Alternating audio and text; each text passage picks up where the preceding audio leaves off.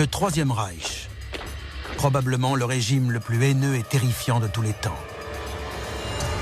Avec Adolf Hitler à leur tête, les nazis ont massacré près de 17 millions d'êtres humains et balafré l'histoire de l'humanité. L'ascension de l'Allemagne nazie n'est-elle le fait que d'un dictateur ultra-violent? Ou ce régime aurait-il reçu l'aide d'une puissance extérieure, voire extraterrestre? Avec l'aide des extraterrestres, Hitler aurait pu créer facilement l'arme ultime. Des laboratoires secrets aux expériences sur le voyage dans le temps, il est possible que la machine de guerre nazie ne soit pas uniquement le fruit d'une intelligence humaine.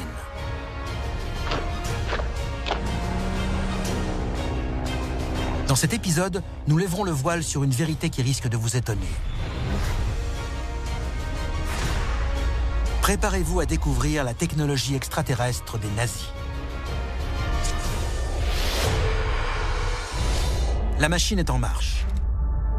Des dossiers restés confidentiels pendant des décennies et décrivant des manifestations extraterrestres ont été rendus publics. Nous allons révéler le contenu de ces documents et découvrir ce que le gouvernement américain voulait cacher. C'est à suivre dans Alien Files, l'émission qui perce à jour les plus grands secrets de la planète Terre. Nous sommes en Allemagne en 1942. La guerre s'est emparée de la quasi-totalité du globe. Hitler évoque en public ce qu'il appelle son arme ultime, avec la conviction qu'elle aura pour effet de remonter le moral de son peuple. Soudain, les nazis dévoilent une arme encore jamais vue jusque-là, le missile V2. Le V2 était un missile à la technologie très avancée, mis au point par l'Allemagne nazie. Il avait une portée qui lui permettait d'atteindre la Grande-Bretagne, et même au-delà, au fil des améliorations qui y étaient apportées. Hitler avait exigé des scientifiques du régime qu'ils lui fournissent une arme de nouvelle génération. Le V2 est le premier missile balistique longue portée et le premier objet fait par l'homme à entrer dans l'espace. Mais pour certains, c'est la preuve que les nazis disposaient d'une technologie de nature extraterrestre pour construire le Troisième Reich. Comment les nazis pouvaient atteindre l'espace alors que l'homme ne volait que depuis une quarantaine d'années? La réponse nous conduit vers une source étonnante. La chute d'un objet qui, pour beaucoup, aurait permis à Hitler d'avoir accès à un ovni. Dossier déclassifié, l'ovni des nazis. Dans son livre « Les sociétés secrètes et leur pouvoir au XXe siècle », Jan Van Helsing raconte un incident incroyable. En 1936, Hitler était déjà aux commandes de l'Allemagne nazie et préparait son offensive massive. Une nuit, les habitants de la petite ville de Fribourg sont réveillés par un étrange appareil en forme de soucoupe, s'écrasant avec fracas dans la forêt. Quelques heures plus tard, le secteur est bouclé par les soldats. Certains avancent que les nazis avaient trouvé quelque chose d'inouï. Un vaisseau en forme de disque, une soucoupe volante. Si c'est bien le cas, imaginez quel usage a pu faire le Troisième Reich de cette technologie. L'OVNI de Fribourg aurait été transporté au quartier général de la SS, le célèbre château de Wewelsburg.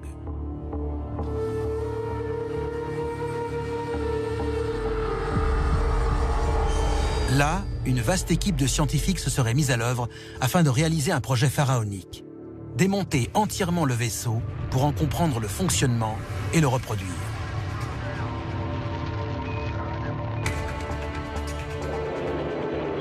Les Allemands se sont mis à développer des moteurs à réaction, ainsi que des blindages de chars très sophistiqués.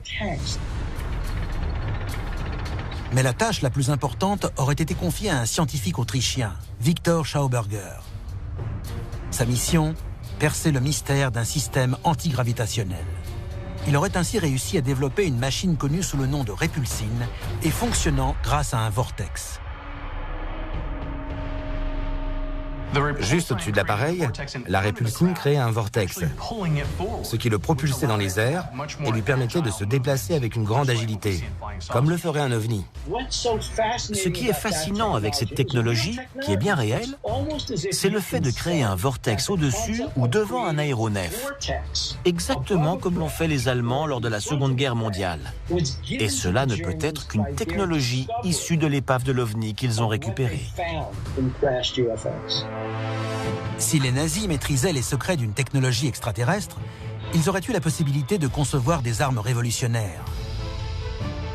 Des armes face auxquelles les Alliés risqueraient bientôt de se retrouver.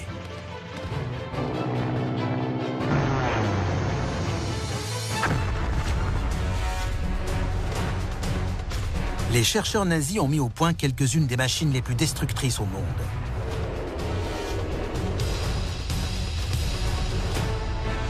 Mais de nombreux indices portent à croire qu'ils se sont inspirés d'une technologie venue d'ailleurs.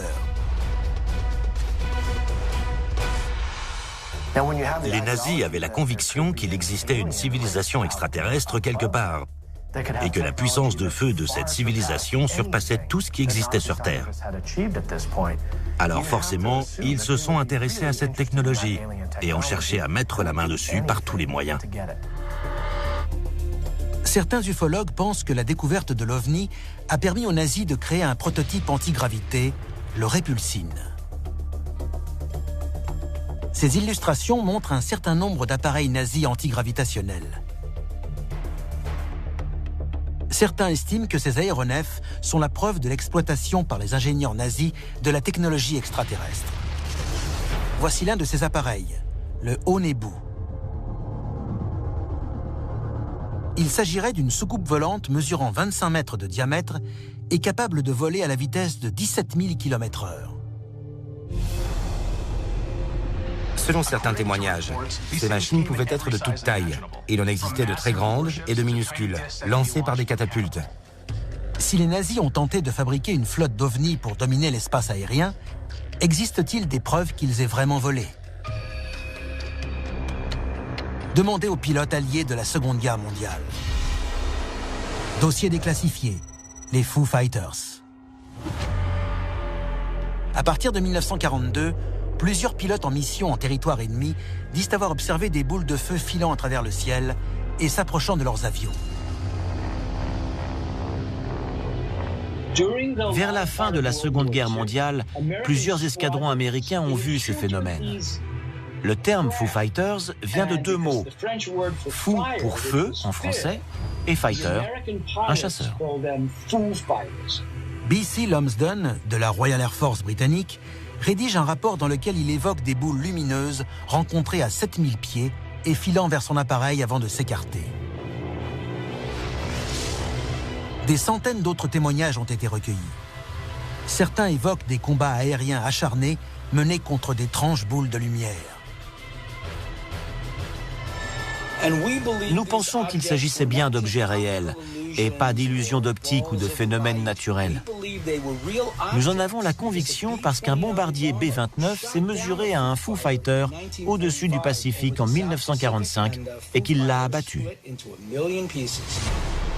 Si Hitler avait vraiment accès à une intelligence extraterrestre, il y a fort à parier qu'il n'a pas cherché qu'à développer des machines. Grâce à l'aide des extraterrestres, Hitler aurait très bien pu concevoir l'arme ultime. Quelque chose de bien plus puissant qu'un canon ou un aéronef.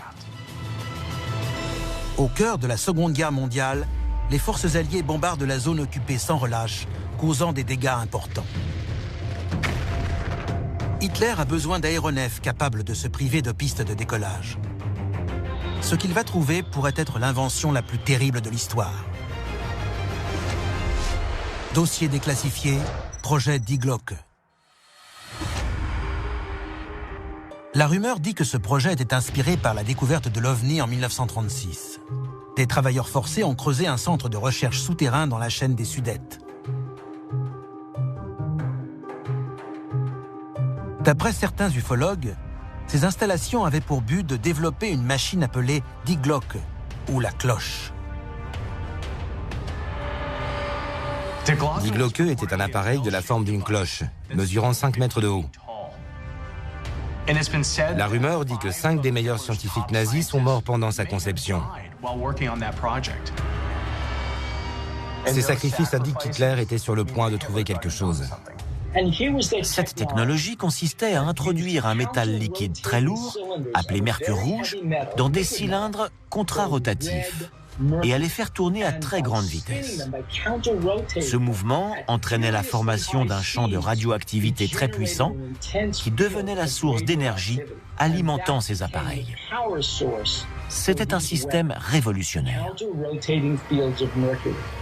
Les appareils munis de ce système étaient, selon certains experts, lancés à partir d'une structure circulaire faite d'arches en béton, le fly trap ou piège à mouches. Des témoins ont dit que les fly traps servaient de plateforme de lancement pour engins antigravitationnels développés par les nazis. Face à ces appareils, les Alliés n'auraient pas fait le poids. Mais d'autres estiment que Die Glocke ne servait pas qu'à alimenter des aéronefs. Cet appareil était essentiel à la conception d'une autre arme bien plus dangereuse et au potentiel inestimable. Malgré les nombreux témoignages attestant du rôle joué par la technologie extraterrestre dans le développement d'armements par les nazis, certains historiens demeurent sceptiques.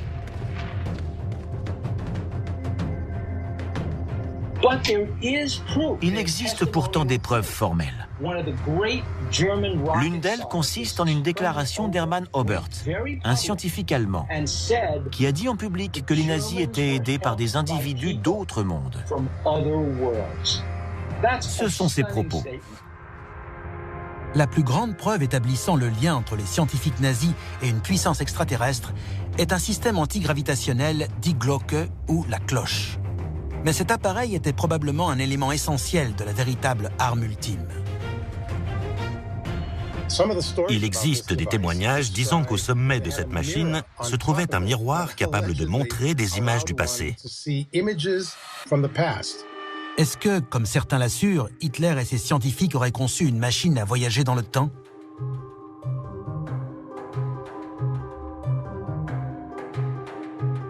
Comment aurait-il fait? En créant des vortex. Il suffisait d'en ouvrir un pour déformer l'espace-temps autour d'eux.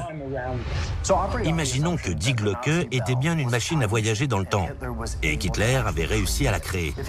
S'il avait pu l'utiliser pour se rendre à n'importe quel moment de l'histoire, il serait devenu impossible à arrêter.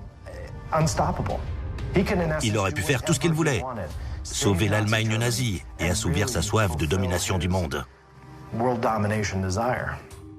Mais en 1945, le Troisième Reich s'effondre. We will gain the inevitable triumph, so help us God. Hitler aurait ordonné que la cloche soit détruite pour éviter qu'elle ne tombe entre les mains des Alliés. Mais il existe une autre théorie. En décembre 1965, 20 ans après la disparition de Die Glocke, un appareil de la forme d'une cloche, émettant une lumière bleue et une forte radioactivité, a été vu au-dessus du Canada, du Michigan et de l'Ohio, volant en décrivant des cercles. Il se serait ensuite crashé en pleine nature, à proximité de Kecksburg, en Pennsylvanie. De multiples témoins assurent avoir vu l'objet s'écraser et que sa forme rappelait celle d'une cloche aux proportions identiques à Die Glocke. Certains témoins racontent qu'un groupe de soldats américains ne portant aucun insigne sont très vite arrivés sur les lieux pour récupérer l'aéronef. Les soldats ont dit « Bouclez-la, ne parlez jamais de ce que vous avez vu ». Cet accident confirme-t-il la véritable nature de Die Glocke? Die Glocke aurait disparu dans le temps plus de 20 ans pour réapparaître en Pennsylvanie avant d'être acheminé à la base aérienne de Wright-Patterson dans l'Ohio. C'est là que se trouve, à notre connaissance, la machine à voyager dans le temps. À la fin de la guerre, le monde s'est senti libéré de la menace nazie.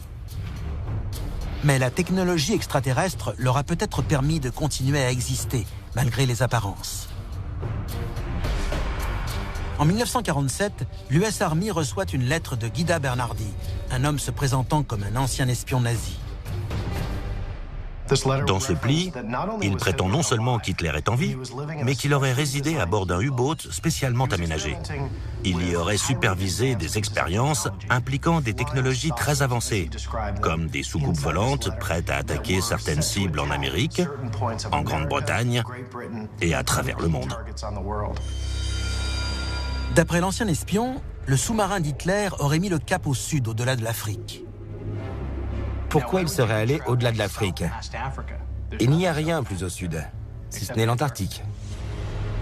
En 1938, une expédition nazie sur ce continent crée la rumeur de la présence d'une base secrète cachée sous la glace dans une région appelée Nouvelle Souabe. Serait-ce dans cette base qu'Hitler aurait continué à développer son programme? Et si oui, ne l'aurait-on pas découverte? Dossier déclassifié, opération High Jump. En 1946, l'amiral Richard Byrd affecte 4700 soldats, 13 navires et de nombreux avions et hélicoptères à une mission de recherche d'une durée de 8 mois. 2 semaines plus tard, après avoir subi de lourdes pertes, la mission est annulée. Ce n'était pas une mission d'exploration, c'était une manœuvre de guerre. L'amiral Byrd a débarqué en Antarctique en ordre de bataille. À son retour, l'amiral interviewé par la presse met en garde les États-Unis de la nécessité d'une protection contre la possibilité d'invasion par des appareils hostiles venus des régions polaires. Les forces américaines se seraient-elles retrouvées confrontées à la puissance nazie et à son armement ultra perfectionné?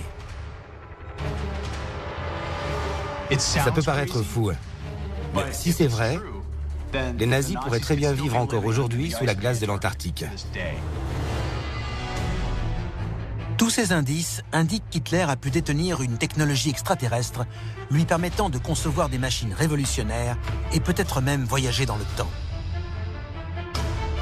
Mais comment pourrait-on affirmer aujourd'hui que le régime nazi n'existe plus?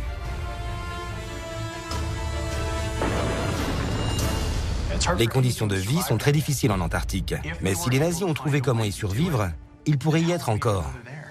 Ces coordonnées géographiques dévoilées il y a peu de temps indiqueraient-elles l'entrée d'une mystérieuse base souterraine? Les images satellites montrent clairement une ouverture dans le sol de l'Antarctique, de près de 100 mètres de large. C'est l'idéal pour cacher des ovnis. Entrez ces coordonnées sur Internet et vous verrez un trou béant qui ne peut être autre chose qu'un accès aux entrailles de la Terre. Si cette hypothèse est vraie, les nazis sont peut-être encore aujourd'hui en train de développer des armes surpuissantes et pourraient bientôt refaire surface. C'était Alien Files, l'émission qui perce à jour les plus grands secrets de la planète Terre.